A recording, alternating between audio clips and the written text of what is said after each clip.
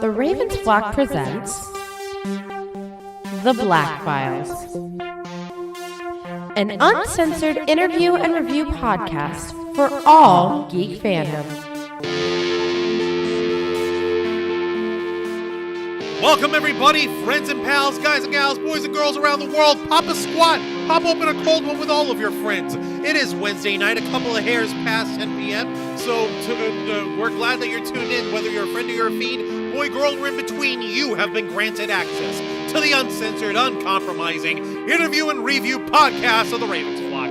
Welcome to a brand new episode of The Black Files. Yeah! Living again. Yes, indeed. Welcome on this awesome evening of Wednesday, August 23rd. Indeed. Thank you for that, Joseph. My name is Juan Arouse, one of the heads of the Ravens Flock, the tech guru of the team. I am a man of many different technological tastes. I like some new school and I like some old school. We're literally in the middle of getting my dust jacket off on Ghost of Tsushima, and I'm switching between that and playing Star Wars Rogue Squadron on our N64. So you finally started playing Ghost of Tsushima. I am so happy for you. I started playing it again. I am very happy that I did. Although I probably ought to hold off on that because I ought to play Death Stranding all the way through. Namely, because this is... I realize it on that this is not just apropos for tonight's topic, but it's also apropos to us in the Ravens Flock. But I'll get to it in a moment. Let's go ahead and say hello to our usual suspects. First things first, let's say hello to the man, the living it of the Ravens Flock, the host of Los Amigos Play, the man with a million opinions and zero apologies, especially to folks who think that that everybody's just as soft as he is. Actually, no. That they are. My bad. Why? No, you're not soft. You're broader than Broadway. No. Say hello, I folks, am made. to Mr. Angel Mendez! My soul is made of dish soap, not the soft one. The coarse, rough material.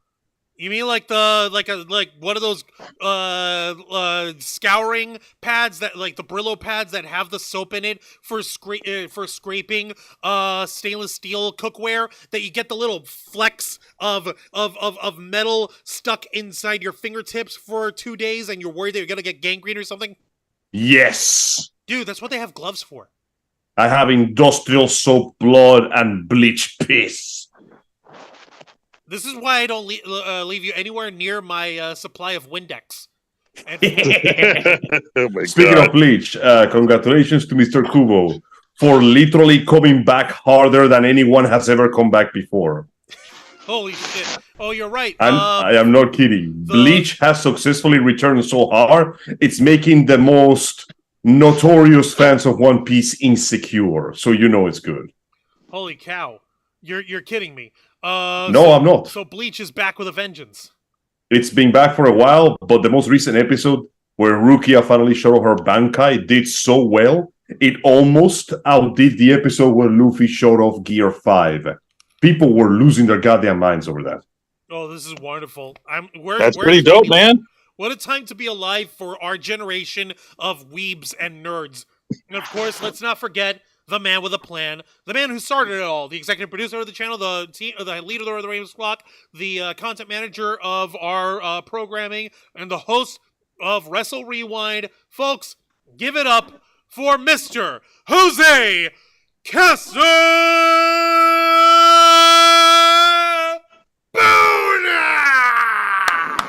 Hello, everybody. How are you guys doing? How are you guys doing here on the live chat watching right now? I don't know about you guys, but I'm doing pretty well as we're coming to a close on the final weeks of summertime all around the world, because I know summertime does not end in Florida. No, it does not. In fact, it's become far more violent than before. The sun was so hot today, I had to wear only one shirt. You could say that it's been a cruel summer. One of my favorite songs. What the hell? I don't think I know that song. Cruel Summer? It's an old song, Juan. It's an 80s song. Cruel Summer? Well, that's why Juan doesn't know it. Juan lives in the 90s. He doesn't remember the 80s. God damn it, Juan! They're supposed to be cultural. Cruel Summer's a Taylor Swift song. No, It it's is? not. It's Taylor Swift. Taylor Swift didn't touch that. It's been a song since the old days. All right, Okay, Damn. by you're who? supposed to be more. You're supposed to be more culturally enriched between the three of us. Okay, by who though? I'll fact check myself, and while I'm doing that, You mean I'm also going to do the Bananarama? house cleaning. I'm multitasking, bitch. Much like all our other shows on this channel, we are simulcasting on youtube.com/theravensflock and kick.com/theravensflock. Hit the subscribe and the follow button on the bottom right corner of your screen. Click the bell icon to enable notifications on all of our content. Leave your questions and comments below, and we will answer as many as we can while we're live. And if you wish to go above and beyond, whether it's YouTube or Kick, then you can become an inner flocker. For $4.99 a month, you will have exclusive access to all the perks that comes with being a member. Juan, tell them. Well, for all the inner flockers we've got in our chat, and I know we have plenty, go ahead and show off those lovely membership badges and custom emojis, letting everybody know that you're helping support the Ravens flock in all of our endeavors over here. You're also providing us access to members. You're also provided access to members first and members only content, a special discount to our merch store, link in the description below, and you also get access to us, the Ravens flock, your favorite motley crew of nerds, here to make your voice our mission by providing us your thoughts, your input, your feedback on how to better shape the future of this channel to suit your needs. And if I'm not mistaken to say, it's either the Go-Go's or Bananarama who did. Yeah, I love the It's Go-Go's. Bananarama, motherfucker! Okay. Nice. We just dropped the F-bomb right there. Also, I gotta say, everybody in the chat, there's Lisa Boo, the struggler, who, by the way, dropped a $5 super chat. Oh, shit. To start us off right. He's over here saying, Thanks, imagine man. giving Konami money. Nah. LOL, nah. Imagine. Imagine. Nikki Bella and After Chrissy it's Rando done. Sama holding it down for our mod squad. Thank you both so much for being here. I saw Lisa Boo. Who else? Did I see Gene Rick as well? Who's, I think they were having some buffering issues, but just refresh the page and you're good. Let me see here. Yeah, that's all we got so far. And just to make sure that we've sort of edge ourselves into the right algorithms and everything, I went ahead and I keyed tonight's stream of the Black Files under the category for playing Metal Gear Solid, the original Metal Gear Solid. We might as well be at this point. Even though, for the record, we're not actually playing it right this second, obviously, so I apologize if anyone wants to be peed off over us being false advertising or whatever. But think of it as a preview for the future. We might play those games in the future. They're fun. There's literally 5 of them, plus Peace Walker. Although Peace Walker, it would be a little tough to get through because each individual mission is its own whole mess. But I know! I love Peace Walker, my all-time favorite. Peace Walker is pretty fun. Despite the fact that it was made for the handheld, it had an extraordinary amount of content, including those iconic Monster Hunter missions, which to this day still kill me. Yes! Physetter Macrocephalus is in the chat over here. The sperm whale made it in. He's from the future. Thank you. you. Know all about it. How did we deal with the Patriots, with the Lollylulilo? Please tell me we won. Please. We don't. They won a long time ago. I'm sorry, bro. It's over. It has never been more over than it is now. Okay. Snake, the Patriots are dead. Oh, what do you mean? When did it happen? About 100 years ago. They got Alzheimer's and they exploded. What the hell? Oracon, you never told me that old man could detonate. But Snake, your predecessor fought an explosive old man called the End. I always thought he was king. Your predecessor fought a man who was covered in bees, Snake. What? I still think he was bullshitting me. I don't think so, Snake. A lot of that information is top secret, but with all the data mining that we've gotten done over the years, it's not out of the realm of possibility.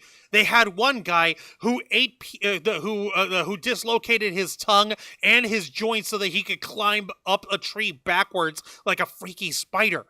Now you're just I don't know shit you. up. If somebody did that and called themselves the Fear, I'd be pretty goddamn afraid.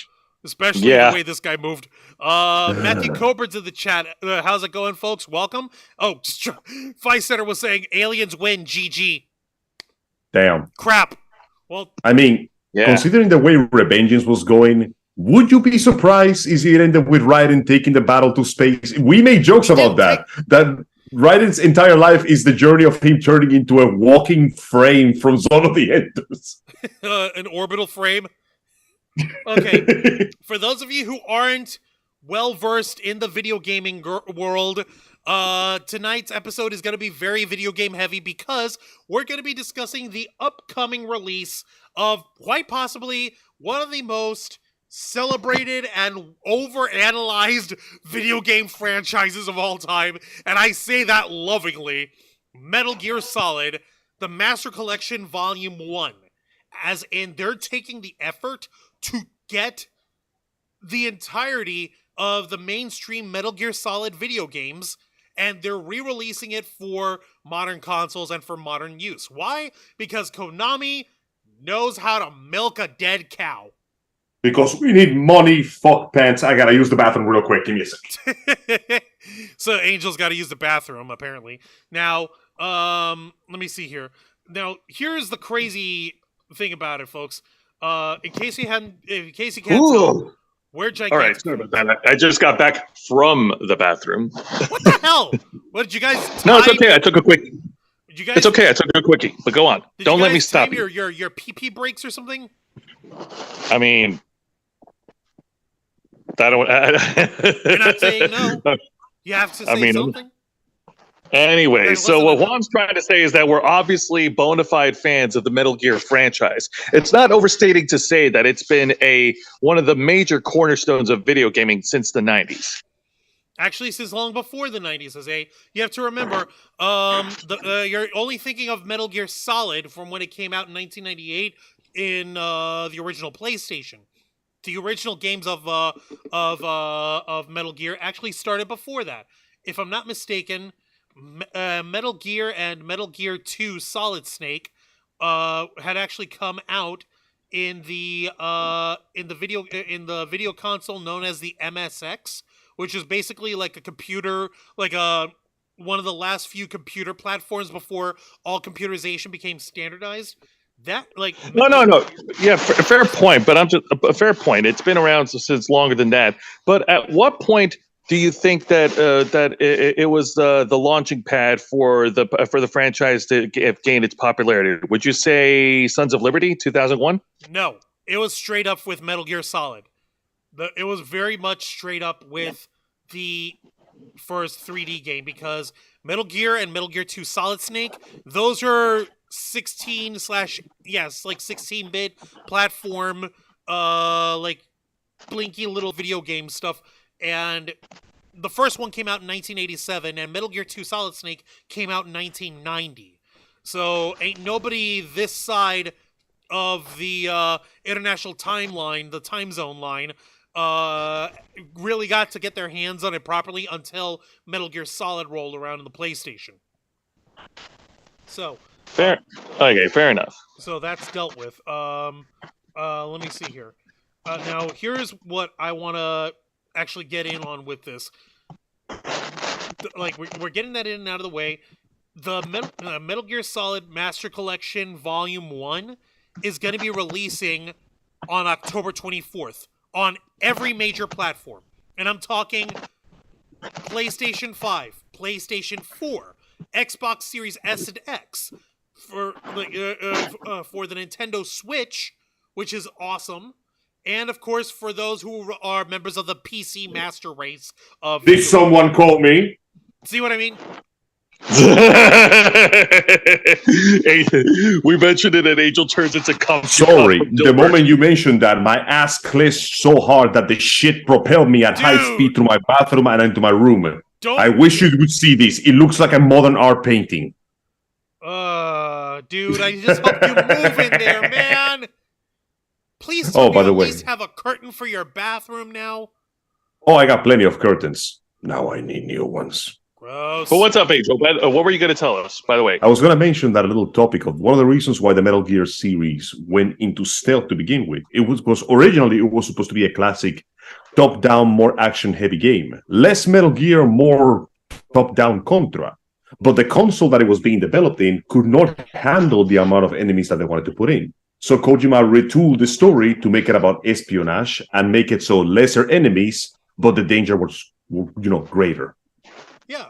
That was what I freaking love about it. I've actually gotten to read and watch video essays and learn of the mythos of how the Metal Gear franchise was first cropped up by Konami. He originally wanted to make stuff for like the arcade gaming like booths, you know, but Konami's like, okay, this new kid Hideo Kojima, let's put him in our MSX division. Ain't nobody paying attention to that. It's a loss leader, whatever. To which even back then he's like, hold my beer, or hold my sake, or hold my what does he like to drink? I don't know. I think he just kind of likes beer because his body is 70% movies. Good point. He's definitely one of the most incredible and prolific storytellers of our time. And if you take into account that he's basically a gigantic movie nerd who stumbled into video gaming rather than producing movies starting off, then you know we're better off. Actually, Matthew Coburn, if you take a look at the shirt I've got, he's got a much better place where he can go. But yeah, no, Juan does. Sorry. Yeah. No, I was just saying, like, Juan does have a point. You know, you can't talk about the Metal Gear series without talking about Hideo Kojima. It's inevitable. And to the man's credit, despite the fact that he basically came into the industry during a time where long cutscenes were not that appreciated, he managed to mix the combination of good storytelling with gameplay. And despite having extremely long and very elaborate cutscenes with tons of exposition, somehow they never feel like they interfere with the actual game itself. He's one of the few people that makes the cutscenes be part of the gameplay to the point that they actually enhance the experience. Like hell, technically, the last project he ever worked in for Metal Gear, Revengeance, specifically. No, he worked on 5, my bad. Sorry, in Revengeance was the shortest project he ever worked in, and it is arguably the shortest Metal Gear game, and yet it has hours upon hours of codec, and I will happily just sit there and listen to all of them, because I want to learn about this post-Patriot world. So, to the man's credit, he loves his cutscenes, but I have never claimed that any of his games were short of gameplay. Except a few sections of 4, but that's less on us and more on him having to wrap everything up. Yeah, when he was trying to wrap it up. Like, you've got to remember something. Hideo Kojima, as much as he loves the Metal Gear franchise for what it did with him as a storyteller and what he was able to do with it in terms of being able to create great video games and great story and great action, obviously made himself a very enriched man, not just monetarily, but in terms of having cachet with the video game community. He's been trying to end the series since 2001. For a long time. I mean, he wanted to end it with 2, didn't he? Yes, he originally wanted to end it with Metal Gear Solid 2: Sons of Liberty. And like for those, if you're not versed in what we're talking about, like I said, we're here to give you a bit of a crash course, a bit of an educationating, if you will. So this is exactly what we're talking about. The Metal Gear Solid Master Collection Volume 1. Yes, it's the Konami website. No, I'm not going to click on the pre-order. Everyone knows you don't just go ahead and get a pre-order right away. Never pre-order anything, especially from Konami. See, like I mentioned earlier, on the Switch, PS4 and PS5, Xbox Series S and X, and on Steam, so the PC Master Race gets theirs. I'm not going to play the trailer because I don't want to get dinged on there. But dig this, in the actual Master Collection Volume 1, you get the entirety of Metal Gear Solid, including the VR missions and special missions, which were originally a completely separate game, by the way. Yeah. You also get Metal Gear Solid 2: Sons of Liberty and Metal Gear Solid 3: Snake Eater. Now, these are the HD collection versions, which were basically the same versions that were put out that was upscaled and remastered by Bluepoint Studios, which did a very good job in updating the graphics for the games for modern times. So if they know a thing or two. Yeah, so they've done a good job. And along with that, like I mentioned earlier, you get the original, the super spritey Metal Gear and Metal Gear 2 Solid Snake from the actual from like the old MSX console versions of them. You can have a taste of it. Bro, can you imagine being a young boy or girl playing these games when the whole shebang went down and playing the original Metal Gear and just hearing your like contact going, bro, the calls of your codec are coming from inside the base. What a moment that was. That was like, okay, sure, everybody can predict that kind of stuff now. But at the time, that was a big goddamn like plot twist because in the original Metal Gear, your like the guy in charge of your codec is giving you proper instructions, and then halfway through the game you realize that they're leading you into further danger, and the average player doesn't know that they're not supposed to like follow the instructions to the letter. So when everything just clicks and you go, oh, I've been bamboozled this entire time, holy crap. Was that like, in for its Metal time, Gear 1 that or was, Metal Gear 2 Solid Snake? It was Metal Gear 1, right? it was one. Yeah, that it was the original big plot twist of, oh no, the boss has taken over your codec, he's been leading you around all along, which makes it all the sweeter when it happens again in Metal Gear Solid 1. Right. Damn. So it's one of those things like, oh my god, you got us again, Kojima, you son of a bitch, how dare you. Now in our obviously our love and our fervor for this game, game franchise, which helped unite us in ways and times that are ineffable, and I say that with very little exaggeration. Very few times do Jose, Angel, and I ever get into random ramblings and conversations without a Metal Gear Solid a tangent, usually by either myself or Angel, where we just go on a rant about the Metal Gear games or the themes of the games. So we say that with a smile on our fucking face. We love Metal Gear. Of course we love Metal Gear, dude. You guys, we've done an entire month dedicated to Hideo Kojima back in 2016. We have a playlist of the Let's Plays for Kojima Month dedicated to Kojima. We love the dude. He's our boy. And to this day, he has yet to make a game that has disappointed me so far. Like literally, literally after the infamous departure from Konami / firing because Konami doesn't know how to they don't know how to handle their finances to save their lives. So instead of actually investing in the guy that's been keeping their company afloat, they take their money and put it on pachinko machines because boom, blinky. Nah, BT's hard. Norman Reedus is expensive. We're just gonna listen, I don't feel like it. How about I make this incredibly high quality, high definition cutscenes of Metal Gear 3 and just put that shit on a gambling tool? Why would they waste that much money and that much resources on a set of cutscenes for a pachinko machine? Because pachinko makes bank, my bro. I was gonna say, Juan, is that a trick question? That's it. That's the only reason. Pachinko makes bank. It takes very little to make compared to a full-blown game. It takes a lot of money out of client. Oh, god damn it. I just realized Pachinko is basically live service. Welcome, Angel. I welcome you to the belly of the beast. I hope you're proud of yourself. I seen the future. I don't like it very much. Good God, it's disgusting. Get this shit off me, please. Folks, like I said, let me just give you guys one little example over here.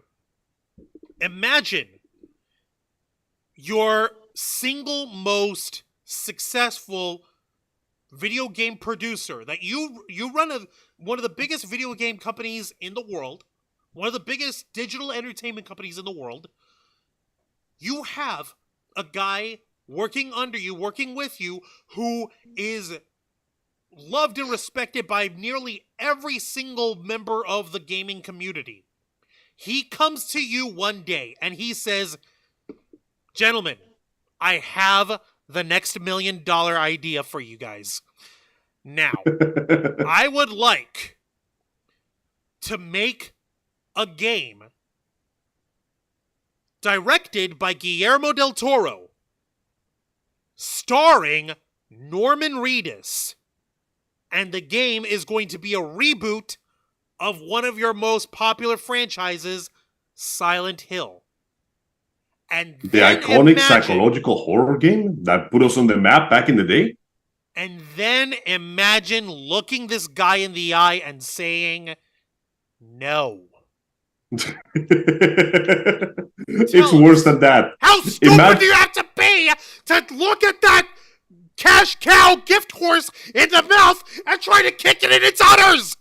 You don't kick the cash cow in the milky boobs things. Don't do that. It's literally printing gold, Trebek. I was going to say, you know what the worst part is? What's up, Angel? What's the worst? No, what's the worst part? The worst part is not that they said no. It's that they looked him in the face, said yes, and then later they said no. Ah!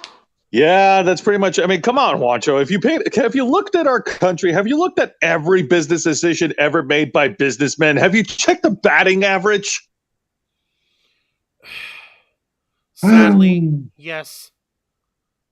Sadly, yes, I have. And it's just sad. It's just sad. It's pretty sad. You know what the saddest part is, though? What, pray tell? He was proven right. Because after Kojima was told to pack his box of shit and leave, Sony picked him up. So he went to do a horror/psychological adventure game starring Norman Reedus with the help of Guillermo del Toro. And despite being one of his most criticized titles, Death Stranding made its money back and then some. And after people played the game long enough and they went, wait a second, there's something to this game, it made even more money when the director's cut came out on PC. Do you have any idea how in this day and age, when a director's cut of a video game really doesn't amount to much anymore, how it can still somehow make buku bucks because the quality of the game is good? And the best part is, it was also a very risk-taking endeavor.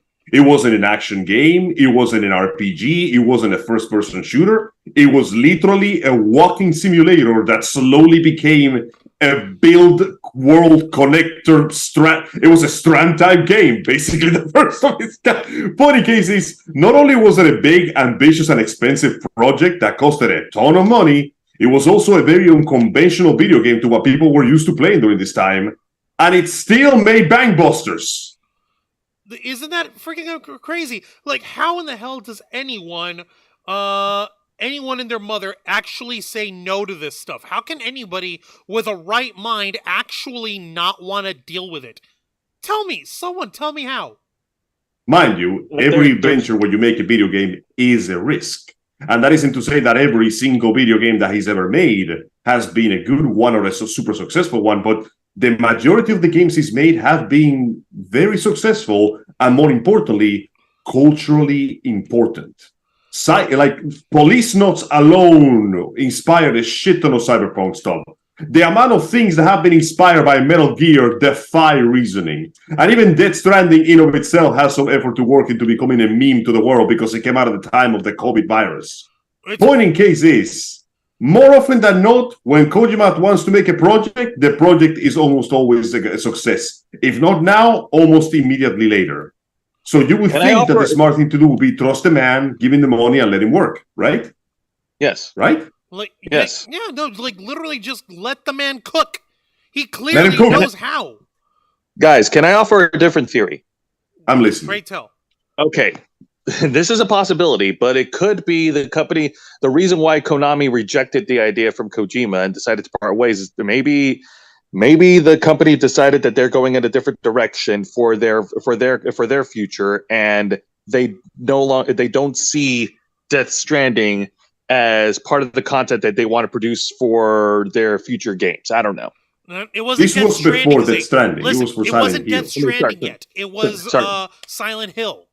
Silent Hill. Okay. My bad. Silent Hill. Okay. Now, unfortunately, my friend, that theory does not hold water, because moments after a few years ago, like almost immediately after they let go of Kojima, they started working on a remake for their most popular Silent Hill, which was 2, and there was already announcements of another new Silent Hill based in Japan that we have heard nothing about so far. So basically, they wanted to do something with the Silent Hill property. They just didn't want Kojima involved. I have no idea why. Why wouldn't you want the man who keeps you guys relevant involved? Money. Why? Money. Budget. Yeah, that's it. Money. The project was taking too long, and it was spending too much money, and they decided, nope, Kojima's gotta go. Guess how much Death Stranding ended up costing? Throw a number. How Actually, much? Jose, Angel, you probably already know. Jose, throw a number. Okay. Obviously, well within 7 figures, right? Try 8 figures. 8 figures. Jesus Okay. Christ. All right. 20 million. Less. 15 15 million. million. 10.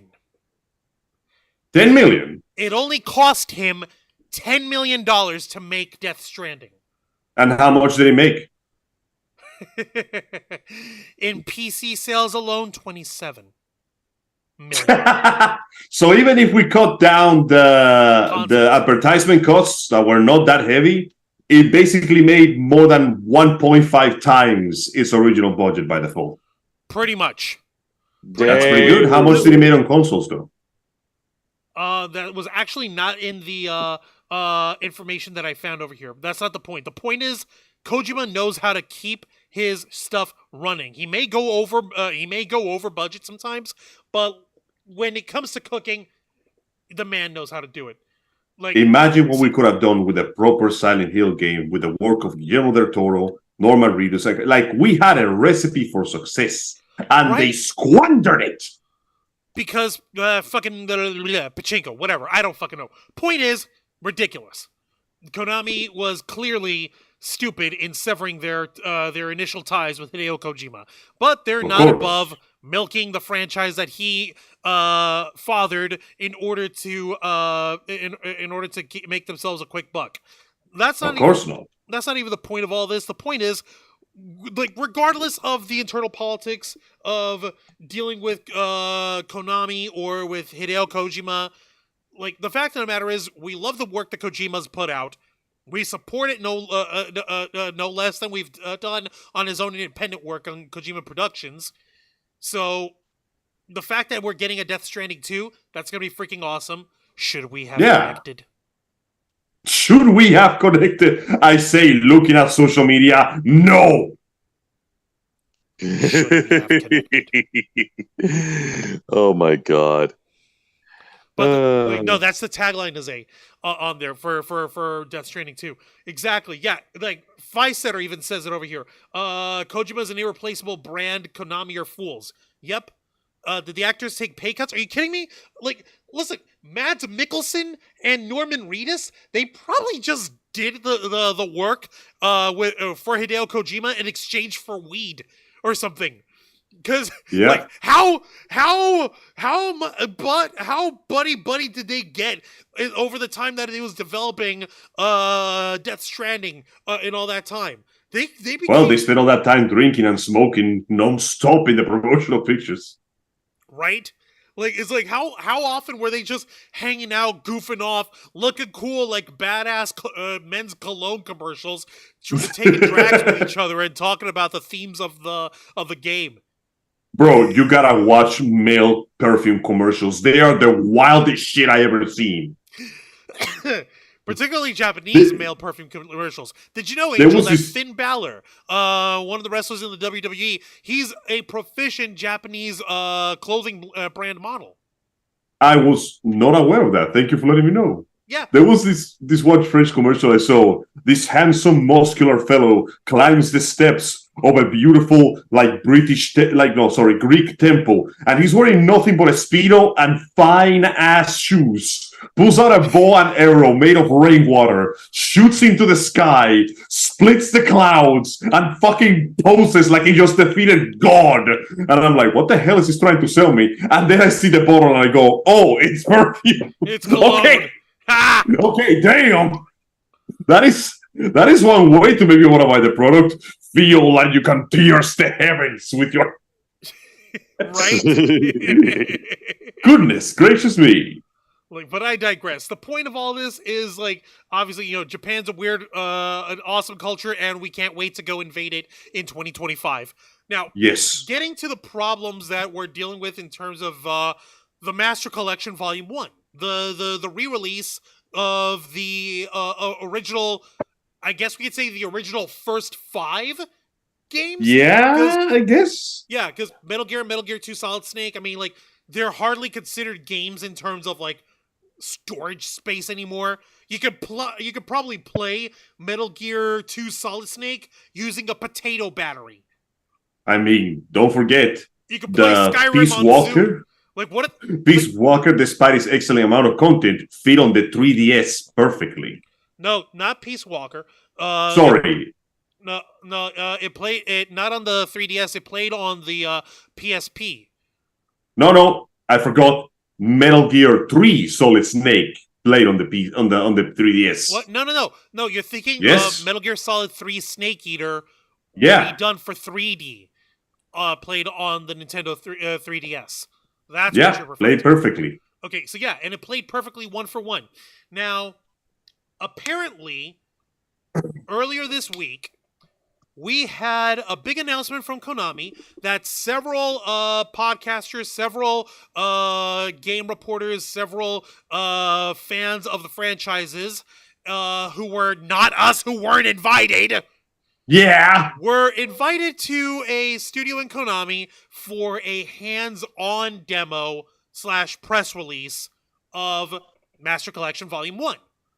Also, Project Metal Music made his way into the chat. Project Metal Music, thank you. BlackFiles. Hello. Welcome. Go on, Juancho. Now, one crew of folks that I got nothing but respect for are the fine folks at the what is this? Hold on, what message is this? What did we get? Hang on. How much you want to bet that's no? Yeah, that's spam on our Twitter. Because of course we're getting spam on Twitter because Elon Musk doesn't know how to run his shit. Okay, the folks at the Kojima Frequency, which is an excellent podcast, I highly recommend it. It's starring 4 folks in the Metal Gear fandom. You have Fingers, Nitroid, Days Ahead, and Apache Smash. I think. Let me double check. Okay. I think that's Apache Smash. Let me double check his thing. Stop. Take your time. Okay, Kojima Frequency, there. Da-da-da-da. So, yeah. Yep, Apache Smash, Days Ahead, Fingers, and Nitroid. They're all big Metal Gear Solid and Metal Gear and Hideo Kojima fans over here. Look at the freaking photo they put up. Surprise! Nitroid and I got invited out to Konami HQ in LA last week for the hands-on press event for Metal Gear Solid Master Collection Volume 1. Hour-long video discussing everything we learned, dropping later today. This was on Monday. And they went ahead and posted the photo. Angel, I don't know if you could see this. They went ahead and posted the photo of themselves doing the meme of the in front of the Konami sign. That fucking meme. Wow, they really think that good. they really think that they're as cool as fucking Obama and Biden raiding Area 51. What? Thanks, that Obama. Jose, that doesn't make sense. Obama and Biden don't need to raid Area 51. They could just go there. If they Do you were still get that privilege when you stop being a president? Then why do they need to take a picture, Juan? Jose, it's the meme of like this has nothing to do with Area 51. Where does this come from? Okay, I think we're lost in translation. Yeah. Just continue. Yeah, we're lost in translation because you misunderstood the memes. This is what happens when you try to invoke memes. I didn't misunderstand shit, motherfucker. Meaning. I didn't misunderstand shit, motherfucker. I didn't misunderstand shit. Have Now continue. meaning, and you misunderstood them. Memes without meaning are hollow. They're pointless. They're hollow. The point references is that- the meme of itself. Juan, so you need to Sarcastic evacuate flower, the why memes. it's a flower. You need to evacuate Juan, the you need- dance floor. All right? You didn't even let me finish, asshole. How do I not let you finish? You don't even let yourself finish. Gentlemen, please, we need to focus. We're supposed to be talking about something here, aren't we? I know. We're both pretty princesses. I know. No, you are ugly as hell. I am the pretty princess. Oh yeah. No then why one are you not else. showing your face live, Angel? Because if I were to show my face, it would entice too many people to fight for my hand. Ain't nobody fighting for your hand. Christie is actively trying to get alimony from you. Well, that's called a political marriage, and as you know, there was no love in it. So when I finally lead my campaign to invade Eastern Europe, I will murder my children. No! Execute them, because they were traitors to the state. My What state? state? The angel state. You don't have a state. It's a pun on ethno state. Oh my god. You're horrible. You're going to hell when you die, and so do You're welcome. There's nothing political about the kiddos, says Christie. Jesus Christ. There are no politics in this game at all. Okay, that tired joke aside. Oh yeah. The boys finally got some information to see how the game plays. And they brought us some interesting news that have caused a small amount of controversy within the fandom, which unfortunately does have semblance into real life. But right now, it mostly makes us ask questions, because of all the things that I was going to hear from a Metal Gear HD remaster, I was not expecting... just re-release. Oh, sorry, what? Not a remaster, just the re-release. Sorry, from a re-release, I'm not going to lie to you. The last thing I was expecting to hear were the words, content warning. Okay, folks, we're going to go into the content warning bit first, so I want you guys to follow along even at your convenience here. Oh, Kurisi saying like oh god, like you owe me child support money even if you try to go to Bisontropolis. Well, please, Bison is unreliable. His checks keep bouncing. That's why we're taking his 100 Bison bucks here that we've got, and we're putting it into Bison coin, okay? It's the future, brah. It's the future, brah. Crying out loud. Okay, so here's a link from IGN. I know, IGN, but it's the cleanest article in terms of the discussion of all this that I could follow along. So take it for what it's worth. It's literally just for ease of consuming the actual factual information. Okay. Okay. So like Angel mentioned, the headline on that one reads: Metal Gear Solid Master Collection includes a warning for content that, quote, may be considered outdated. Written by Kat Bailey yesterday at wow shit. This chick burns the midnight oil over here. 4:34 a.m. is what she might be a proper journalist as opposed to everybody else she works with. How about that? Yeah, I am impressed. Yeah, no, she posted it originally the day before at 7:33 p.m. and then updated at 4:34 a.m. right on there. So, okay. Yeah. Dope. You got my respect there. Shit. Like, you're going to love this over here, Angel. It actually opens up.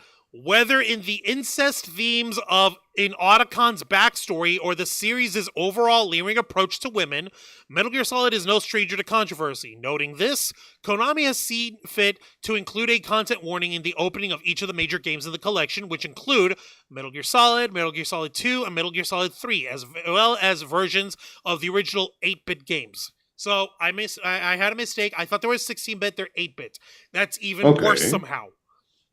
So yeah, how strange. Trailer. If anyone wants to see, look at how clean Naked Snake looks here with the HD collection version just blown up and just so crispy and so fine. I'm sorry. You can see every crease of his headband, every pore of his skin, every line of stress. Actually, that's just the screenshot of the beginning of the Virtuous mission there. So he doesn't have the headband yet.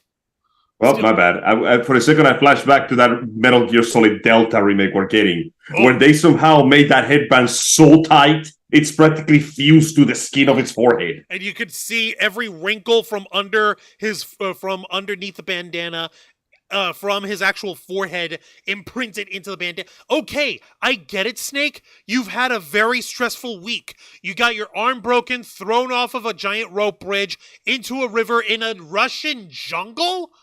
That's pretty sucky. You got kind of slightly more irradiated than you already were, and your best friend / mentor / love / mother figure / sister figure betrayed you to join the Soviet Union. Everybody betrayed me. I'm fed up with this world. But yeah, going back to it, this is genuinely a fascinating thing to hear because as far as I can tell, and this is from a guy who's played every single Metal Gear Solid game in existence, while it certainly tackles some very risky and difficult topics, I genuinely don't see any of them that could truly warrant this particular warning. I mean, she mentioned sexualization of women, but let's be honest, most people remember the handsome men in this game. Angel, Metal Gear Solid 4. Naomi Hunter. She's not in a turtleneck sweater and a lab coat anymore. She's in a Monica Bellucci style looking open boobed blouse with a lab coat jacket with no bra. Awesome. Allow me to offer my counterpoint. Every second Raiden and Vampire in the same scene together. I was going to say the same thing. Thank you, Angel. Listen, you can make all the explanations you want, but there's a reason that Cyber Blood was white. You know what I'm saying? Gross. There's also the fact that there is some lovingly detailed shots and scenes of Snake's ass. I'm not kidding. On the first scene of Metal, it's the second or third main mission in the jungle, before Raiden makes himself known, there is a cutscene where you see Snake very slowly sneaking through the jungle, and that's how they introduce that mechanic. The really slow sneak, which drops your camo index even higher, and the camera very purposely goes right up his taint. Yeah, no, I get what you mean. These games are equal opportunity fan service, so I'm genuinely okay, Juan, you play these games as much as I have. You give me your ideas. What do you think this warning could be for? What topic could possibly insult today's audience exactly? Okay, let me just give you a couple examples. You brought up Raiden, who is, for better or worse, the protagonist of Metal Gear Solid 2. Yes. Let's not lie. It's been over 20 years. We could stop hating Raiden. You dumbasses. There are still people who stopped hating Raiden since 4, I thought. I know, but there's still people who do that. Now, in Metal Gear Solid 2, one of the elements of Raiden's mission is the President of the United States has been taken hostage by the terrorist leaders of Dead Cell. So part of your mission is to go find him and rescue him. Yes. This is how he greets you, folks. I forgot about that. He just goes full on Paul Thunder He's like, I'm prepared to face the consequences of my betrayal. He comes up to Raiden and full-on, hand-on grab the balls of this guy. He just went for it. It was... when I saw that the first time, I was so shocked I couldn't find it in me to be insulted. I'm like, what? And his first question after grabbing your character in the no-no place, his first question is, wait, you're a man?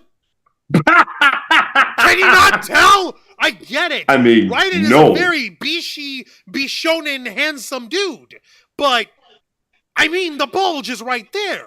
He's wearing a highly specialized, tactical sneaking suit in order to help regulate the function and protection of his vital organs and stuff, and for him to be swimming. Because he swam... What was it called?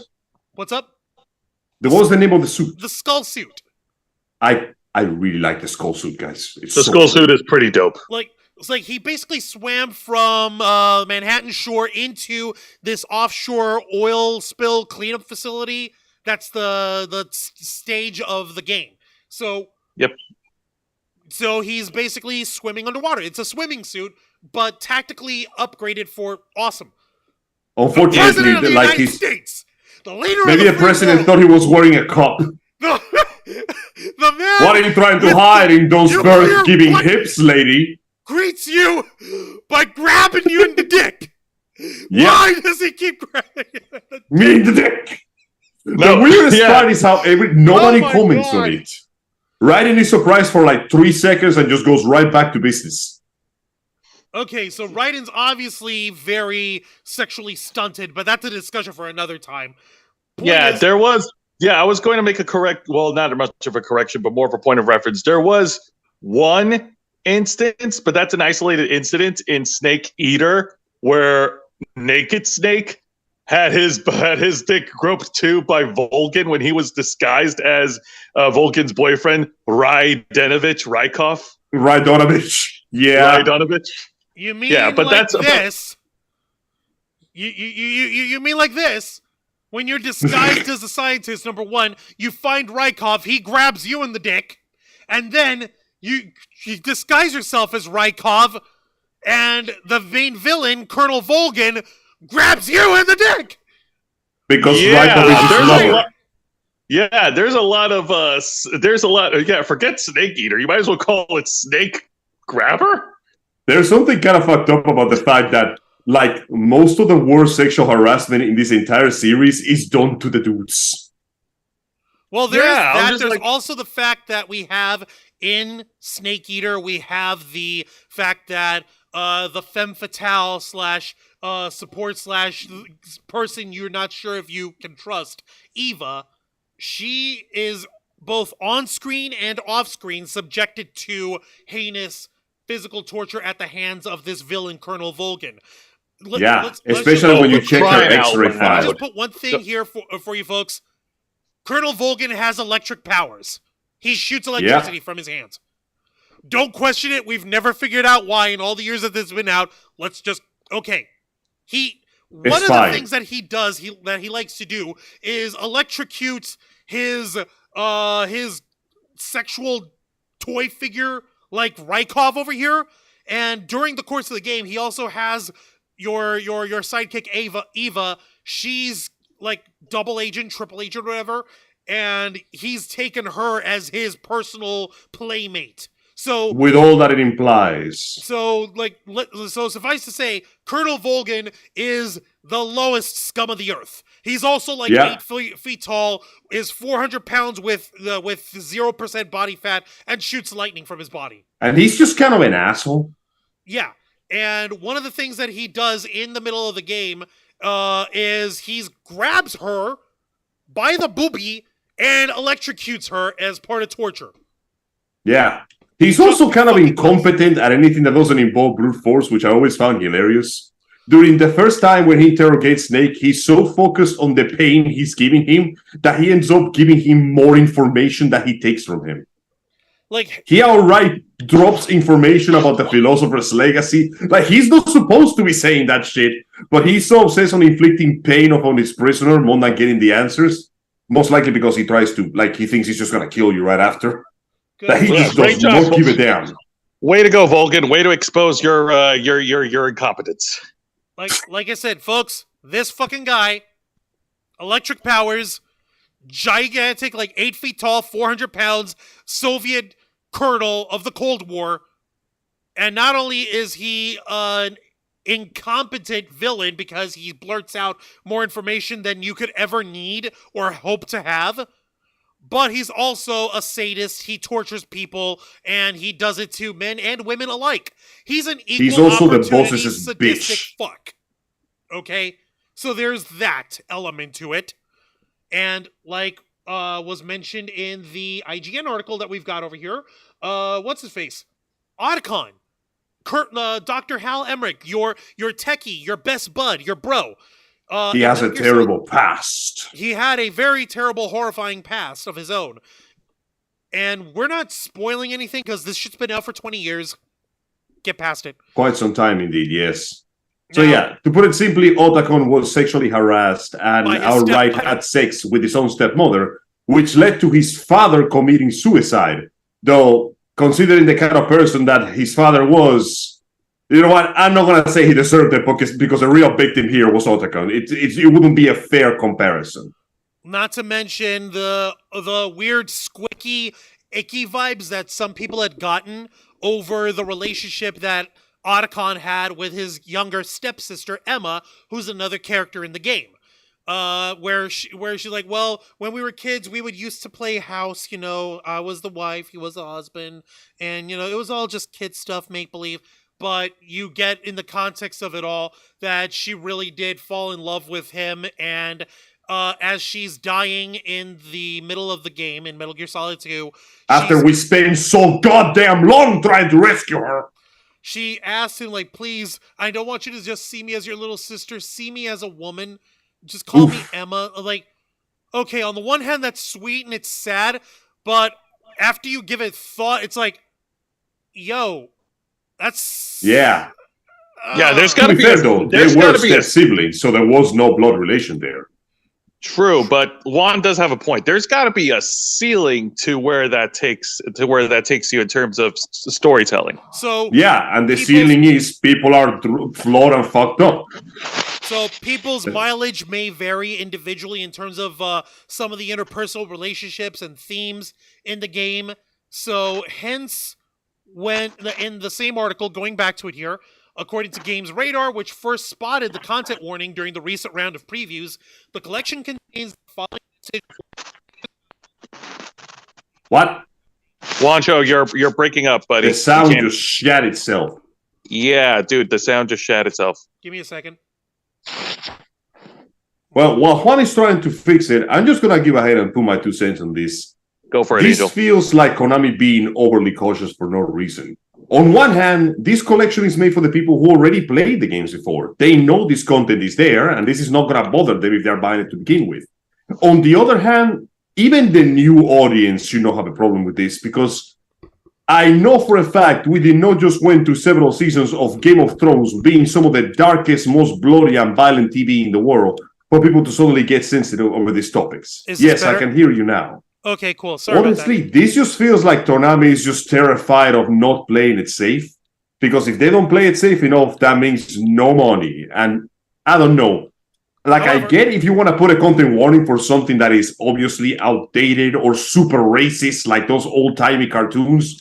But this right here, it feels genuinely unnecessary. Because the people who played the game before are not going to be bothered by this kind of thing. And the new players, they're probably going to see this and think the exact same thing. Because let's not lie to ourselves. When it comes to certain horrific aspects, what is not shown in Metal Gear is far more terrifying than what you actually see in Metal Gear. That's true, but we don't want to generalize and make a broad statement because not all new players who are introduced to the game are going to think that way. Well, that doesn't really change anything, because even if you put a warning in there and they see it, how is that going to change their reaction? Like, hey, fair warning, there's some sensitive, weird shit in this game. Okay, how is that going to caution the effect? I'm a little lost here. Help me out. Like the good news is, here's what's up in that disclaimer. This game contains expression and themes which may be considered outdated. However, these elements have been included without alteration to preserve the historical context in which the game was made and the creator's original vision. Player discretion is advised. So the only thing that they outright say in here, Angel, like, give me a second. They outright say it in here, like, okay, we could have gone the super hyper nutso way of like cut shit out, and that would have altered and completely fucked up the game. We're saying no. We're just letting you guys know, hey, there might be some shit that's out of date. There might be some shit that you're not okay with, but fuck it. You bought this game. You know what you're what exactly is out of date? Everybody knows that incest, torture, murder, and warmongering are bad to begin with.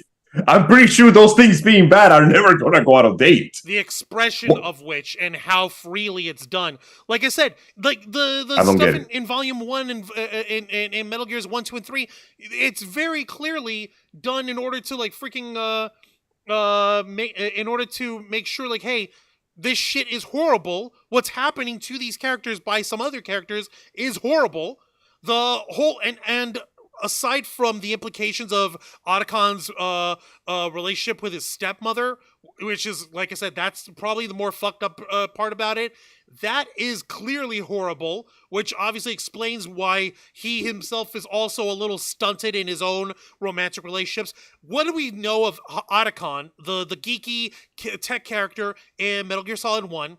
He has a crush He loves the on Japanese Sniper animes. Yes, and he has a crush on Sniper Wolf. The villain... That was just meant to highlight how messed up in the head he was. He fell in love with the first woman that showed even the slightest bit of kindness to him. Pretty fucked up, ain't it? Yeah, great. It's really sad. Like, fast forward to Metal Gear Solid 4, you have him, like, trying to, like, develop and talk to Naomi Hunter. Yes, again, the same character I talked about with her Monica Bellucci boobies. going up. And let's not lie. Yes. Monica Bellucci would have made, if not for her super thick Italian accent, she would make an excellent Dr. Naomi Hunter in... Yeah, I could see it. Dr. Naomi Honey. No, you had it right. I could see it. Like, it's clear, like, they ramped up the sex appeal when they upgraded her character from PS1 to PS3. So, yeah, I digress. I mean, to be fair, this game also had the Beauty and the Beast unit, which had actual models to do the real-life mock-up for the characters. Actual, like, runway fashion models. Kojima is not afraid to show the world how horny he is, and that is one of the reasons why I respect him so much. Like, it's crazy because at the same time, the characters of the Beauty and the Beast Corps are broken individuals / people who were prisoners of war / war orphans / child soldiers of their own kind. Like, yeah, I know their backstories are irrelevant. And their special attack is literally to psychotically assault Snake just to make him uncomfortable. Like, Kojima is like, yeah, you like this horny? How about this? And then just hits you with something horrible. Yeah, no, Kojima is not afraid to take risks. I respect the risk, but I still, like I said, honestly, I'm not gonna lie to you. You know what this warning feels like to me? It feels like Konami is trying to please a very specific subset of fandom. A very loud, fucking annoying subset of fandom that you see on certain cycles in social media. The kind of morons that think that just because a material shows problematic content, and God, how I hate that fucking word, somehow it means that the author or creator of the piece shares on the view. The kind of dumbasses that see a villain being racist and assume that immediately, of course, the author of the work has to be racist. Those are the kind of people. The people that need the material to tell you, this is bad, don't do it. Which I think I see where no Angel's... one in the right mind with, obviously with a right mind, anybody who's actually seeing the story itself play out, they're very, like, especially Kojima, he is not subtle in some of the themes he's got. This is a bad person. Guys, Sorry, go ahead. Go ahead. Yeah, no, I was going to interject. Like, Angel does make a good point, and I would actually like to add that this whole discussion so far is giving me thank you for smoking vibes, and Juan knows exactly what I'm talking about. Which part of thank you for smoking? When they actually get to the congressional hearing and they're talking about the inclusion of the skulls and crossbones at the on ending cigarettes. Where he's where Aaron Eckhart dresses down William H. Macy. Okay, yeah, he's like basically like, folks, it's called education. It doesn't come from the side of a box of cigarettes. It comes from our schools and it comes from our parents. It's our job to educate our children about the rights and wrongs of the world. That way, when they're adults, they can make up their own minds for themselves. Exactly. Putting a freaking a warning label on a pack of cigarettes just, it just wouldn't work. This, however, seems a lot less like the warning label extreme that they were going for in that movie, which they blew up to exaggerated proportion for comedic purpose. This one is really just a little bleep and then gone, move on. It's a blink and you don't care. Okay, so there's another one. There is a part that does worry me about this too, because I did read the interview, and there is one small sentence that worries me immensely. Konami's director of brand marketing, Ben Keeney, has stated the following about the collection. We put the white gloves on and just whatever needed to be touched or trimmed just to modernize them. We did that, and then the rest, we just left it as it was because that was the intent. And that right there, those two words, trimmed and modernized. That is the shit that worries me. Can you do us a favor? Can you send Juan the article? Hang on a second. Because there's got to be more context to that. The only way I can think of context for that is the real life footage, which they are unable to use because they no longer have the license for that, which I'm guessing they'll just replace it with pictures or whatever the hell. But there is something about that worries me immensely. Give me a second. Let me see if I can get that shit for you. Give me a minute please. here. Now, I'm going to take a look at the chat because, like, we're literally just talking about this stuff. We're bringing this up because this is an issue that folks have in terms of, like, video game censorship and maintaining artistic integrity of the original work. Here it is. It is on the Niche Gaming account. It's a short article, but the guy does go out of his way to explain, like, hey, we did this and we did this and we did this. And I am worried because every time, and let's not lie to ourselves, it's in the chat, every time that something is to be modernized or trimmed, more often than not, that means that we're getting less of what we're earning. And listen, if you want to drop that stupid warning there for the whiny little babies in the audience, fine. If you'll shut them up and just keep the product intact, I can work with that. I'll just skip it like I skip all the logos. But if you're going to start removing content or actively censoring the product as it was, well, then that's just another reason why I can never give them my money now, is there? I just sent you the link, by the way. Okay, yeah, no, on that part, that is agreeable. Like, come on, man, censoring the content just because.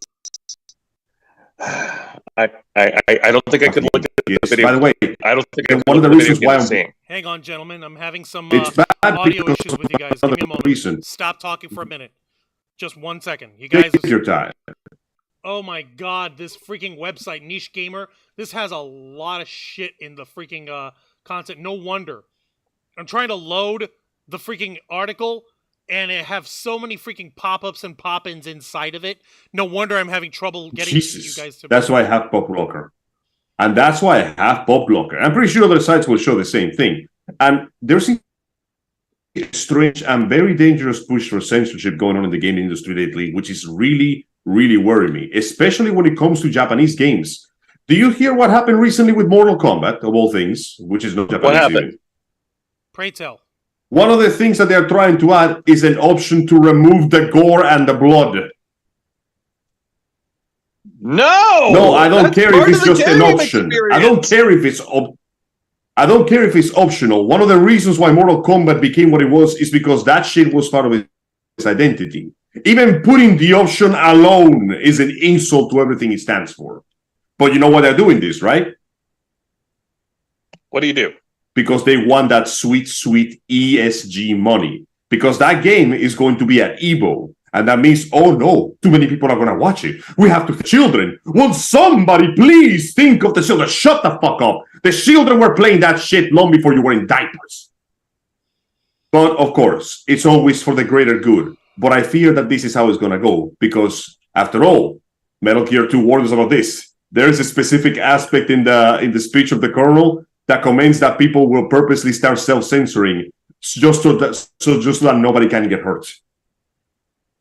I'm telling you, man, this man predicted what would happen to his own game. The literal shit!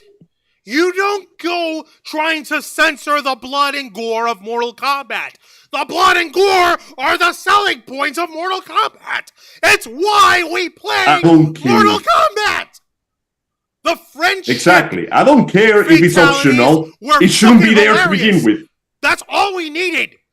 You don't need to censor anything other than that. Yeah, but listen, if more people see it, somebody might get upset, so we can't do that anymore. Oh, get the fuck off of that is what it has become. Somebody might get upset, so we gotta start trimming the fat. It's terrible. What fat? What fat? This is probably the leanest... The good shit. The flavoring. Okay. Now, for the record, folks, we're pointing out the most problematic, and that's in very heavy quotations. That's doing a lot of lifting on there. Yeah. Problematic elements in the Metal Gear story. There's a lot of nasty shit that happens in war. There's a lot of nasty shit that happens in the world of espionage. It is not a nice place or profession. Bad things happen. Bad people do really bad things. People do a lot of morally questionable shit in order to get their jobs done. That's, unfortunately, as fucked up as it is, an element of life. An element of the actual world of warfare and espionage, especially the high-tech tactical espionage action that we've been fed in the Metal Gear franchise. How can Hideo Kojima, how can anybody make a game like that in order for it to actually have the proper impact without including those elements? It would be a horrendous disservice, and it would be a whitewashing of the worst kind. And I don't know about you, but I like my escapism and I like my high-tech stuff, but if it's got kernels of truth in it, and if it's ugly truths, and if they're there in order to point out thematically how ugly those truths are, I'll go in and I'll have it. It sucks, all the sweeter. but I'll have it. Because and you know what? There's another reason why they would do something like this one. Okay. To avoid the ever-rampant xenophobia of the game journalist industry. Fun little fact. As you know, Baldur's Gate 3 just came out recently to resounding success, right? Right? Yeah, fans love it. That game has nastier shit in it than every Metal Gear game I ever played. The things that you see in that game, the things you can do in that game are far more brutal and cruel than anything you can do in a Metal Gear game. But what's the difference? Metal Gear is a Japanese game. And recently, it has become quite common to everybody that the video game industry, or rather the video game journalist industry, has a very clear and explicit bias against video games from the East. The things that West gets away with, they will happily criticize on the other side. Fun fact, the very people that were praising Baldur's Gate 3 raised a massive stink over Xenoblade titles just because they had a ton of cheesecake. Cheesecake. Yeah. You mean the dessert? Fan service. Good old fan service. Tits and ass, baby. Okay. I thought you meant actual food. I thought you meant No, I mean fan service galore. Okay. But at the same time, those very people are praising Baldur's Gate. Those were the people that were clapping and hollering when the preview for Baldur's Gate showed that with the right decisions, you can have sex with a bear. By the way, you can have sex with a bear. Of course. For the record, Okay. we're not here to crap on Baldur's Gate 3. It's just No, it's a great game. Folks. It's a fantastic game. It's just an example of the fact that the Western video game industry for game journalism is steeped in some of the most racist xenophobia I have ever seen in my life, and it has not stopped anytime soon. Unfortunately, I think you may have a point over here. Also, Kurisi had to go ahead and bounce. She has a long day ahead of her. I know the feeling. I've got an early morning psych appointment. So do I. Yeah. No, like, the point that we're making here is this kind of stuff, while I can understand it, it feels unnecessary. The disclaimer, like you said, if it's literally just one of those, like, okay, skip and move on, just like with the title and logos and stuff, I can live without it, but I get why some folks would put it up. Okay, fine, sure. As long as they leave the rest of the video game itself unabridged and unencumbered, then fantastic. But if there's actual content that's being infringed in the actual game, then we have a problem. Right. Exactly.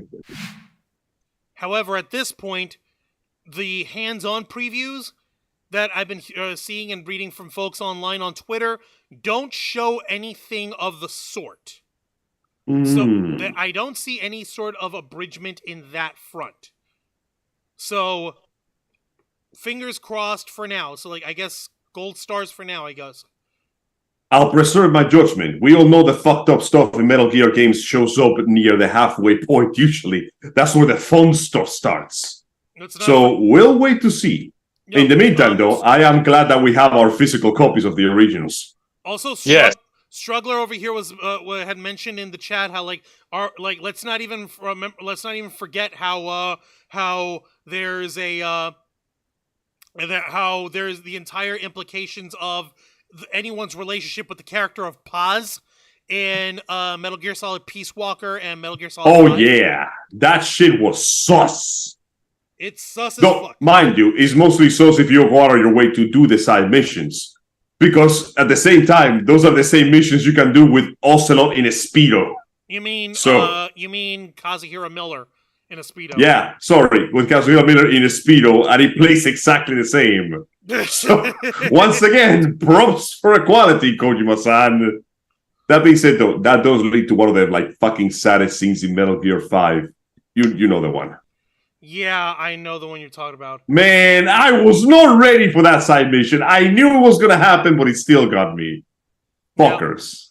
Now, would you like to find out exactly what else folks are up in arms about? What Now, else see, are they this up and one up seems about? like a more reasonable reason to get mad because this is an actual problem that we shouldn't be having in the first place. Yeah, no, this is much more along the lines of like, okay, this makes sense. We can understand. There can be an argument for this, and there can be a very good discussion on whether or not how much is too much in terms of censorship or overly sensitive consumers. We can have a proper discussion on that, right?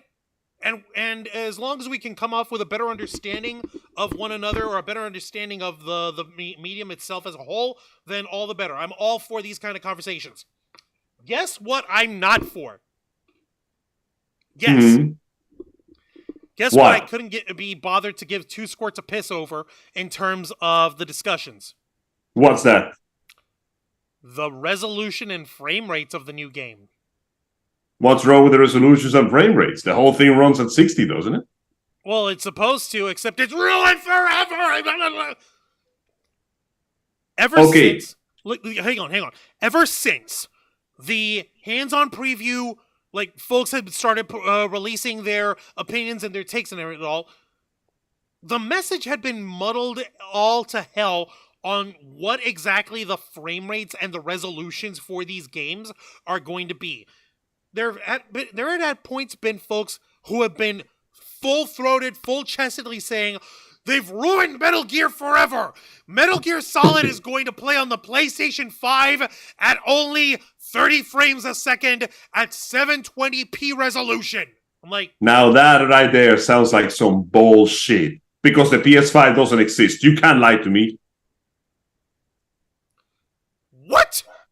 Not Exactly. not to- Have to you people seen make one? arguments, Angel. And I've shown you PlayStation 5s. We can physically touch them now. It's That insane. was a mass hallucination caused by self-hypnosis and nanomachines. Angel. The only there's a reason why I don't let you huff frogs from my backyard anymore. Someday I'll dine on tree frog. Okay, you really need to chill. Hey, Tell me, I know that you're not that big of a I can understand that you're not too gigantic in terms of like the tech details of the games. But when you want the game to play, well, you want it to you want to make sure that everything's optimized for it, right, guys? Yes, I pay for this, so I want to get the most out of my buck. I want my 1080 60 FPS because at this point, every single console can do 60 FPS. There is no excuse to not have my goddamn 60 FPS. Now, get this, folks. This caused so much of an uproar, so much of a hubbub, so much of a hullabaloo, as it were, that Konami had to put out another statement, just flat telling everyone, okay, chill the F out. Here are the tech specs. Calm the fuck down. Guys, put the pitchfork. Guys, stop throwing Molotov cocktails, or you're not getting a copy. Cut that shit out. No, now I've went ahead and I put up the article for it on another IGN article regarding this, which was updated yesterday at 8:05 in the morning. Headline reads, Konami confirms Metal Gear Solid Master Collection Volume 1 resolution and frame rate. And they even had the nerve to actually put up the little exclamation mark underneath. There's no byline. There's no additional thing like, rank, like, fucking calm down. Okay, so Konami has issued a fresh clarification on the resolution and frame rates of Master Collection. In a statement issued to IGN, Konami said said it has a 1080p/60 frames per second target on all platforms except for the Nintendo Switch. This means the collection targets 1080p at 60 frames per second on PC, PlayStation 4, PlayStation 5, and Xbox Series X and S. Now on the Switch, the collection runs docked for like playing on the TV, 1080p at 30 frames per second, and in handheld mode at 720p at 30 frames per second. Now, so basically, don't get the Switch version. No, but like get the Switch version if it's not the end of the world to you. Because you got to remember something, folks. People were hollering like, "Oh, this was playing 60 frames per second on the PlayStation 2 back in the day." Like, Does anyone remember? We were playing on the PlayStation 2. We were playing Silent Hill 2 on PlayStation 2. Did that shit look 60 frames per second to you? No, but we shouldn't have to do. But we are no longer in the age of 30 FPS. We want 60 FPS. Also, when you think about it, this speaks less of Konami's problems and more of Nintendo's incompetence with the hardware. Because guess what? You know what could run on 60 FPS? What? The Wii U. I'm not kidding. You can emulate games on the in the Wii U and make them run at 60 FPS with barely any changes on the hardware. But the Switch, oh boy! Basically, in exchange for graphical fidelity and bigger memory, the Switch is, guys, I'm not gonna sugarcoat it. The Switch is terribly outdated hardware-wise. You're not wrong.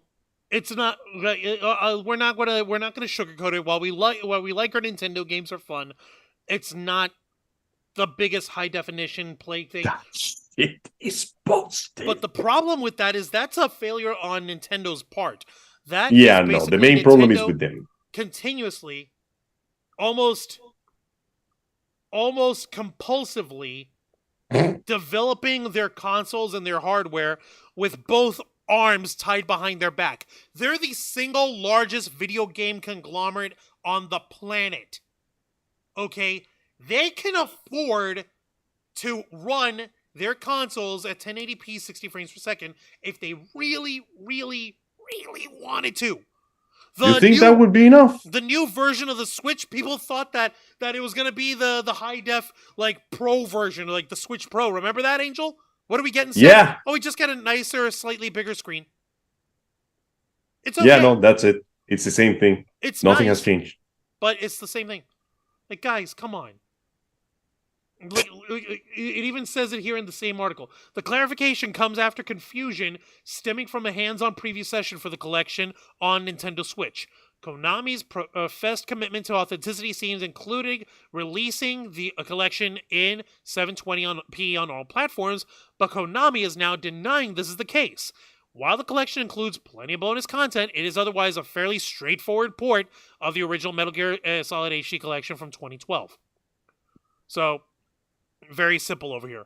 It's not the while we get it for folks who aren't big on graphical fidelity and stuff and all that other shit, if it means getting your hands on the Switch version, which by the way, I'm not gonna lie, I'm probably gonna get both for PS4 and the Switch, namely because either I'm gonna be able to play it handheld, or I'm gonna play it over here on the TV on the PS4.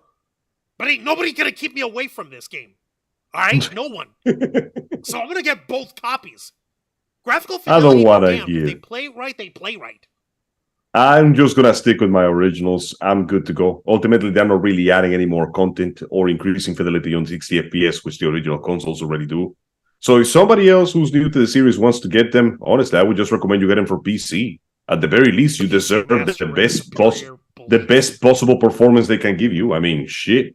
I'm not even being a console warrior here. I'm being like, listen, if you can choose between good product and product that is quite as good but not good enough, it's the same price. Choose the good product. Then again, I can't really be talking about Metal Gear because in 1 week, Armored Core 6 is going to drop, and then I'm just going to disappear from the face of the earth. Oh, you goddamn well better not.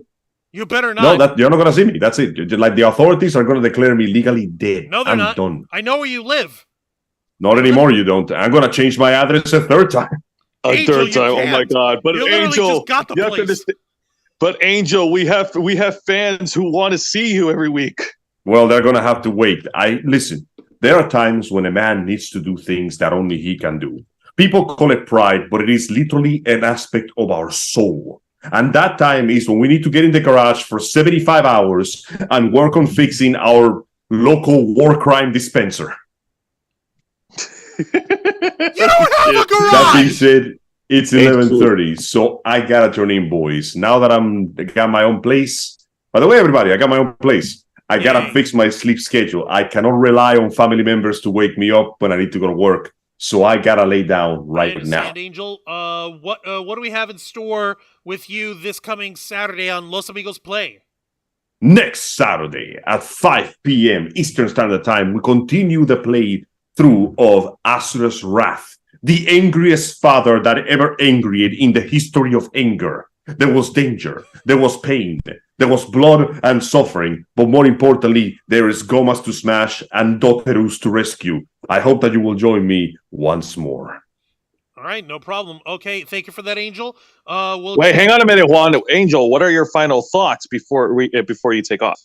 On this one, I'll pretty much stick to my usual stuff. I am not giving Konami a cent of my money. I have the originals. I don't need to buy anything else. If somebody has no access to the originals and they truly wish to get them, I will not stop them. It's your money. Do what you want with it.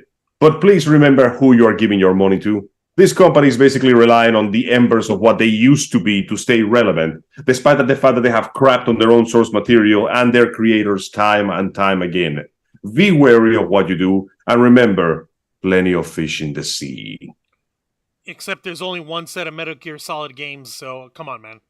Plenty of fish in the sea. Tactical espionage action. How many fish are in there? The sea, Juan. Endless open sea. Oh my god, you guys. Yeah. All right, folks. It's been great, my bros. It's been great, my dudes. I'll be seeing you in the future. Please take care. Dude. You have yourself a good night, Angel. Check you later, okay? Love you, homies. All right. All right. Love you too, man. Have a good night. As a since we're gonna we're pretty much gonna wrap this early here at this point because we've basically covered everything that we were going to be covering with the issues with this game that people are throwing up on it. Let me get your thoughts on this, Zay, because right. Well, so here's the thing. Final thoughts. Listen, if they want to put like a freaking little disclaimer at the beginning, then that's fine. That is harmless as long as they're not altering the content. Hell, for example, just the other day when I was watching Jackass on Paramount Plus, I actually noticed that there is a new disclaimer that wasn't included in the original series. Like the original series of Jackass, they have their usual disclaimer, right? You know, the stunts are performed, do not do the stunts performed on the show, right? Right. In Paramount Plus, they added a new disclaimer that warning the following episodes contains outdated content and outdated social norms that are not relevant to today. Right? So, like, viewer discretion is advised kind of thing, right? Yes, exactly. Outdated and inappropriate social norms. That's what they included in the disclaimer. If they did that here for the video for this collection, okay, that's fine. You'll get nothing. You'll get then that's fine with me. My main concern, my big hang up, and Angel and we nailed it in this episode is if they start censoring things, if they start making changes in the overall game, like if they go that far to just to keep fans happy, just to keep people happy, so they can, keep their ship afloat. Like that's my hang up. So I'm gonna wait and see. I'm cautiously optimistic because Angel might have a point that they may not add anything new. But then again, we really don't know. We might get surprised with something. One can only hope that, as far as this is concerned, it's going to basically just be a one-to-one port rather than actually having any issues with the game, like removed or edited or censored. Which it doesn't seem like it's going to be the case, except for that one minor interview that Angel brought up. I'm like, that does give one pause, but at the same time, like, come on, man. Yeah, no, exactly. Aaron Cooper, hey there, you made it into the stream. We're starting our wrap up over here, but you're not really that late. It's okay. That's what we have the replays for. Yeah.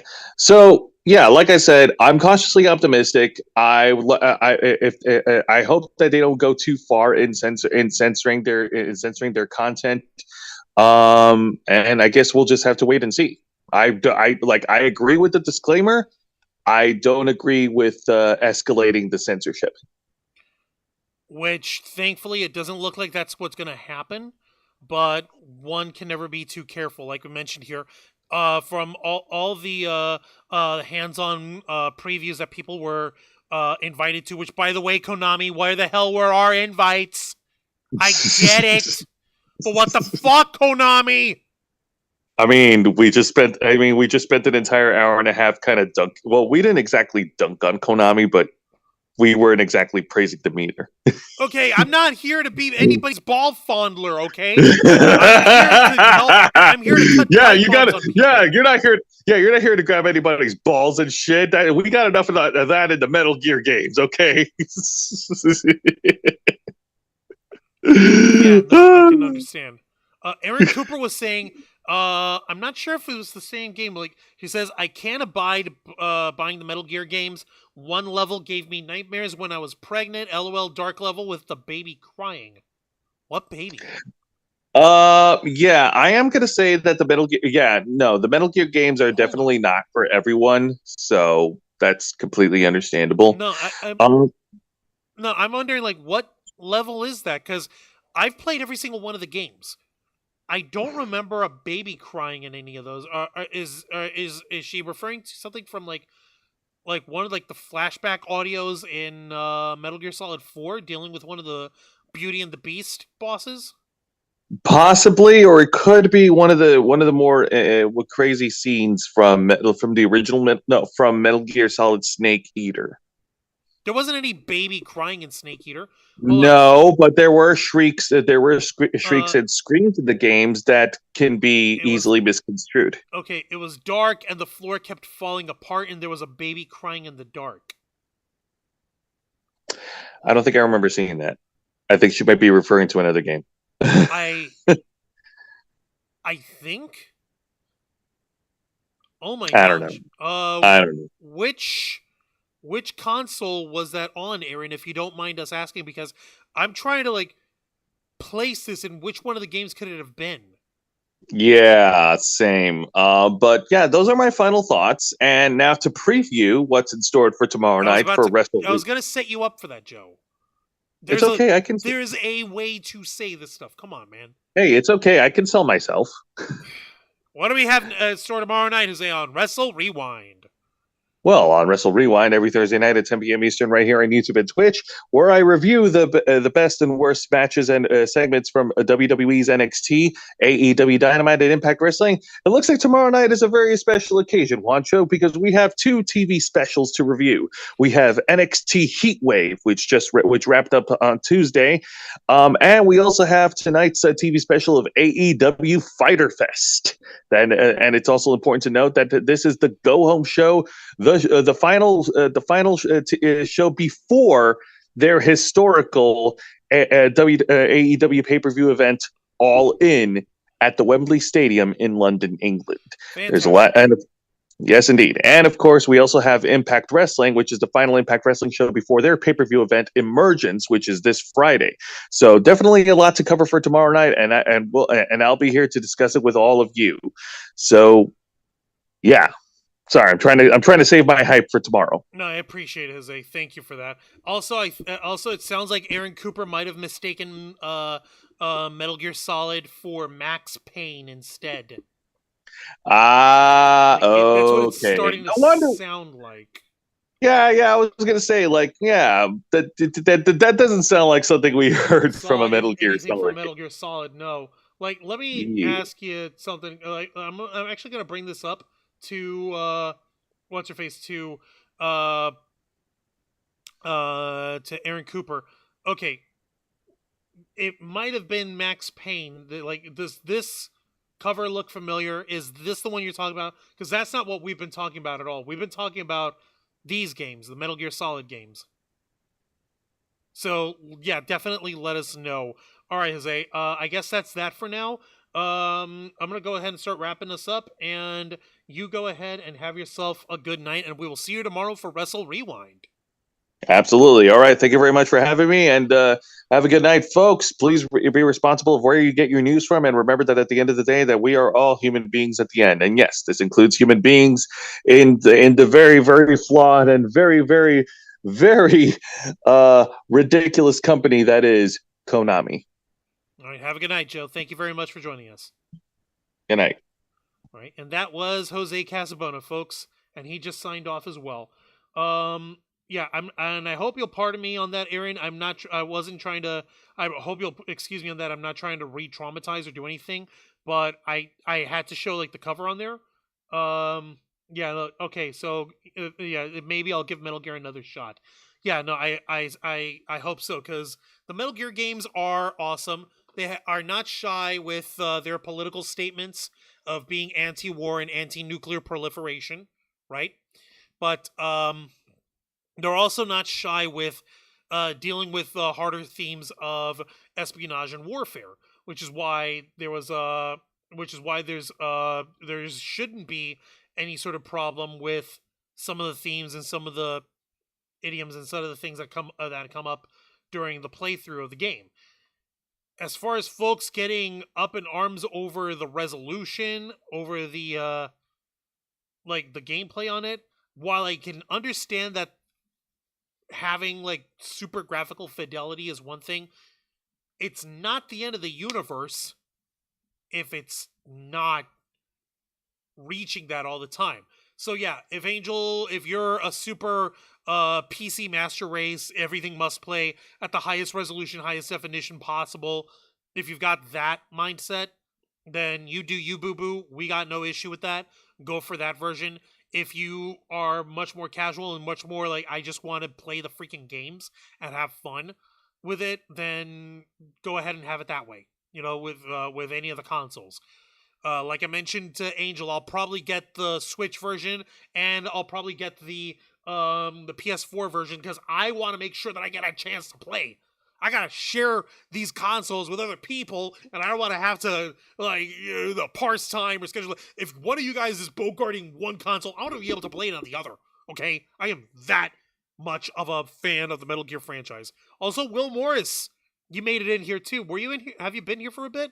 Holy shit, you have the hardest working mod in all of YouTube.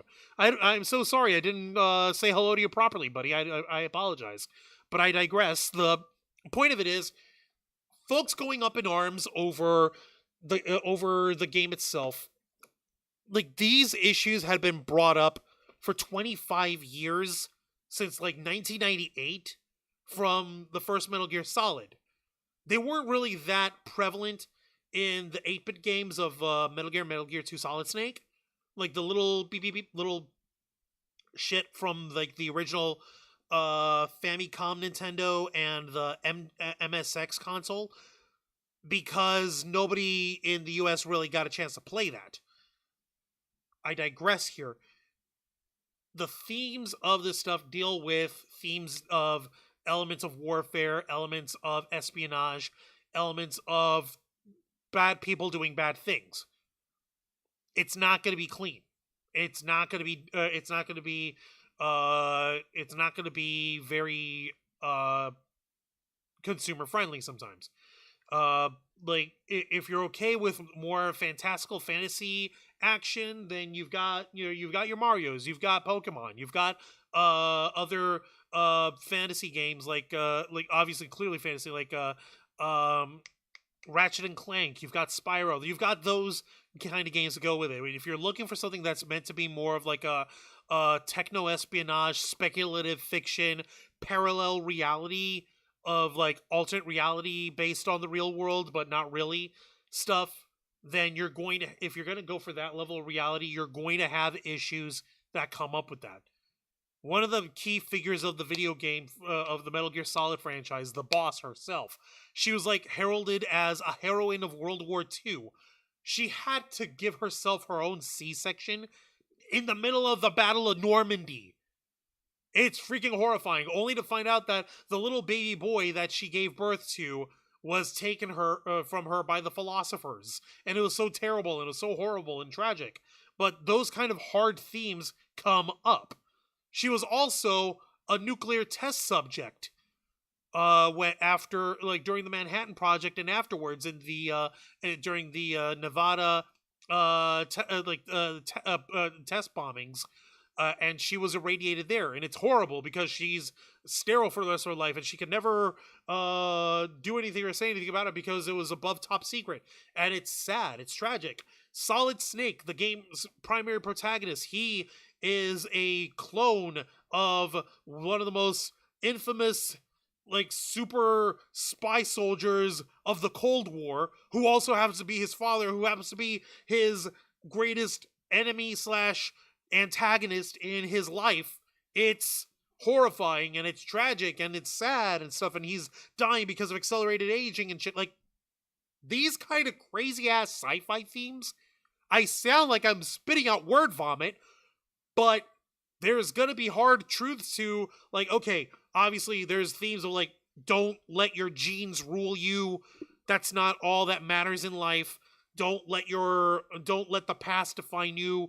Be better than that stuff. Like, there's obviously morals and there's obviously Aesop's and axioms that are brought forward as cardinal truths in these stories that if you were to try to whitewash that and try to snip out and like censor out on there, it won't be quite as impactful. It really won't. And I don't understand how folks are going to be that pissed off over it, but they are. I digress. Konami is clearly, they have the Metal Gear franchise in a vice grip. They're going to do what they're going to do, but they also know that if they impinge on the original vision of the game in any substantive way, rather than that little placard of like a disclosure or whatever, then there's going to be hell to pay and people are going to see a lot of the Konami stock just tank from there. But I digress. This is all speculation. It's rumors and innuendo here. We don't know how far the censorship or the touch-ups of the game is actually going to go until it's actually done. So the only way to find out is to find out. And that's by getting your hands on a copy of the game. But that's just me saying that here. In any case, I hope that you folks have enjoyed this, because I certainly have. It's loads of fun getting a chance to talk about something that we're clearly passionate about, the Metal Gear Solid franchise, and we're hoping that in the future, if we do a playthrough of any of the games, that you'll join us on that. On Los Amigos Play, I'm going to make sure that I wrestle the controller away from Jose and Angel this time around. Like, okay, I know that you guys want to see me play a little bit, rather than just being the techie dude monitoring the chat and talking and getting along in that. I want to be able to get in on the action, because this is one of the few games that I can actually sink my teeth into. And I hope that you'll join us in that. Until then, we're going to continue having these kind of discussions about the seedier sides of nerd and pop culture right here on the uncensored, uncompromising interview and review podcast of the Ravens Flock, The Black Files, hosted by yours truly, Juan Arouse. So be sure to join us and request access as we go live every Wednesday night at 10 p.m. Eastern Time, simulcasting on YouTube and Kick. Hit the subscribe or the follow button. Ring the notification bell to stay up to date on all of our content. Become an inner flocker by hitting the join button. And until next time, continue to follow us on Facebook.com/TheRavensFlock, Twitter.com/RavensFlock13, Instagram.com/TheRavensFlockOnline, Kick.com/TheRavensFlock, and of course, remember to hit the subscribe button and ring the notification bell right here on our flagship platform, YouTube.com/TheRavensFlock, humble home of the Black Files, Los Amigos Play, Wrestle Rewind, and the Ravens Flock. For Jose Cascon and Angel Mendez, I am Juan Rouse. This has been the Black Files, and we